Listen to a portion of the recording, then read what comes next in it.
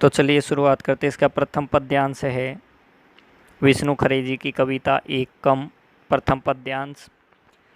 1947 के बाद से इतने लोगों को इतने तरीकों से आत्मनिर्भर, मालामाल और गतिशील होते देखा है। इसमें कवि कहते हैं, कवि विष्णु खरे जी कहते हैं, कवि बताता है कि आज़ादी के बाद लोगों के जीने के तरीकों में बदलाव आ गया है। कवि ने बहुत सारे लोगों को कई तरीकों से आत्मनिर्भर, मालामाल और गतिशील होते देखा है कि अब जब आगे कोई हाथ फैलाता है 25 पैसे, एक चाय या 2 रोटी के लिए, तो जान लेता हूँ। कहने का तात्पर्य है कि आज़ादी के बाद अमीर तथा प्रभावशाली बनने के लिए छल कपट, शोषण, लूट, बेईमानी जैसे अनेक तरीके अपनाए गए हैं। लेकिन कवि आगे बताता है कि उसके सामने जब 25 पैसे, एक चाय या 2 रोटी के लिए जब कोई व्यक्ति हाथ फैलाता है तो वह एकदम से जान जाता है। क्या जान जाता है? आगे कवि ने कहा है, मेरे सामने एक ईमानदार आदमी, औरत या बच्चा खड़ा है। यानी कवि कहना चाहते हैं कि मैं ये एकदम से जान जाता हूँ कि उसके सामने एक जो आदमी खड़ा है वो ईमानदार है, जो औरत खड़ी है वो ईमानदार है, या जो बच्चा खड़ा है वह ईमानदार है। कहने का अर्थ ये है, दूसरे शब्दों में हम ऐसा भी कह सकते हैं, ईमानदार व्यक्ति को जीवन निर्वाह के लिए भीख मांगने पर विवश होना पड़ रहा है।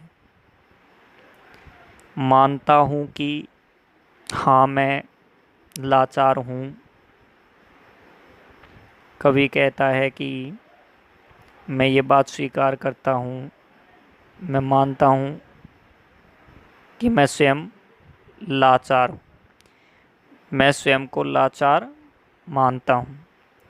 कंगाल या कोढ़ी या मैं भला चंगा हूँ।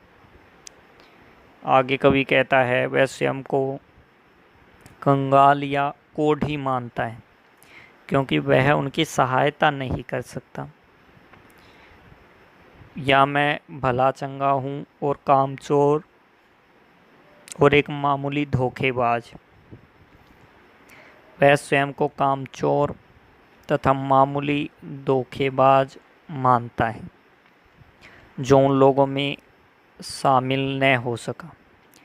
किन लोगों में? अर्थात उन ईमानदार लोगों में शामिल न हो सका जो भीख मांगते हैं, क्योंकि कवि का मानना है कि वो ईमानदार हैं, जबकि कवि वैसी स्थिति में नहीं है, तो इसलिए वो अपने को कामचोर और मामूली धोखेबाज मानता है, चाहे वह स्वस्थ ही क्यों न हो।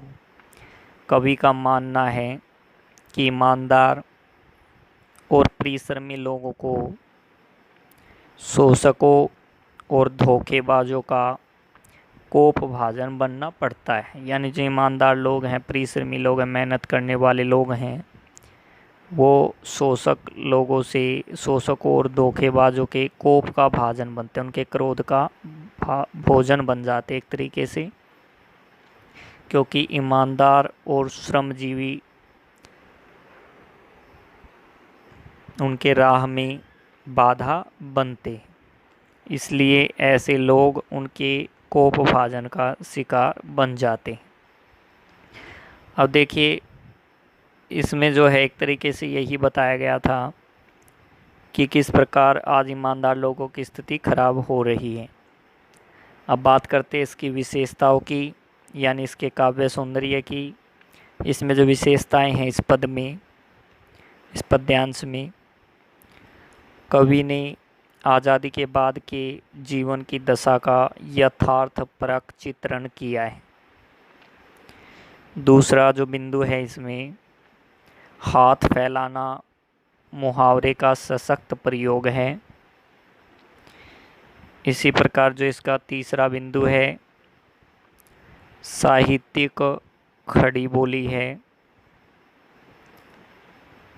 चौथा जो इसका बिंदु है वो है मुक्त छंद है, अर्थात मुक्त छंद का इसमें प्रयोग किया है विष्णु खरे जी ने। तो ये था प्रथम पद्यांश की व्याख्या उसका भाव और उसकी विशेषताएं।